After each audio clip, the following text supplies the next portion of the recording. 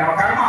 அதெல்லாம் ஒவ்வொருத்தரும் நிவர்த்தி செய்யறதுக்காக ஒவ்வொரு முகாபிஷேகம், ஒவ்வொரு வேள்விகள், அதெல்லாம் நம்மளால முடிஞ்ச அளவு கலந்து தீர்த்தத்தை தெளிச்சா அந்த புண்ணிய காரியத்தை நம்மளை ஈடுபடுத்திக்கிறோம்.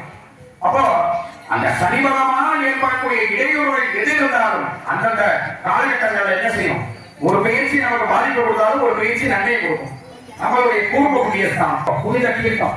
அப்ப நீர் ரொம்ப முக்கியம். பஞ்சபூதங்கள்ல நிலம், நீர். இந்த அக்னிபகவான 10வது அப்புறம் காற்று அடிக்குது. அந்த காற்று தான் எல்லா பக்கமும் பரவப்படுது. எல்லா பக்கமும் இந்த வேள்வி யாகசாலையில் எப்படி பரவுது அப்படின்னா காற்று மூலமா சுவாசிக்கிறோம். நம்ம பிராணவாயு எப்படி சுவாசிக்கணும், நம்ம உயிர் வாழணும் அப்படின்னா அதுக்கு முக்கியம் காற்று. அப்ப இந்த காற்று, நிலம், நீர், காற்று. ஆகாயம்னு நம்ம எல்லாருமே முதல்ல சொன்னேன், நட்சத்திரம் சொன்னேன். அதுக்கு அறிவு செய்யக்கூடிய வேள்வி மேலோக்கி செல்லுது, புகை மண்டலமாக ஆகாய மார்க்கமா போகுது. அதற்கு அடுத்தபடியாக நெருப்பு அப்படின்னு சொல்லக்கூடிய அக்னி தேவன். நல்லது கெட்டது எல்லாத்துக்கும் பயன்படக்கூடியவர் இந்த அக்னி தேவன். அப்படிப்பட்ட பஞ்சபூதங்களுக்கும் நன்றி சொல்லியே நம்ம தெய்வத்துக்கு நடத்தும். துணையாக வந்து நிற்கிறவங்க யாரு? நாகம்மா.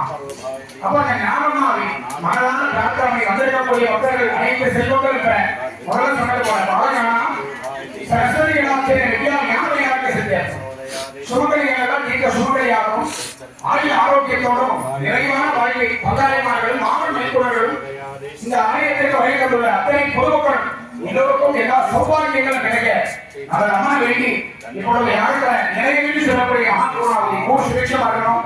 இந்த ஊரை சார்ந்தவர்கள் எல்லாரும் நல்லா இருக்கணும்.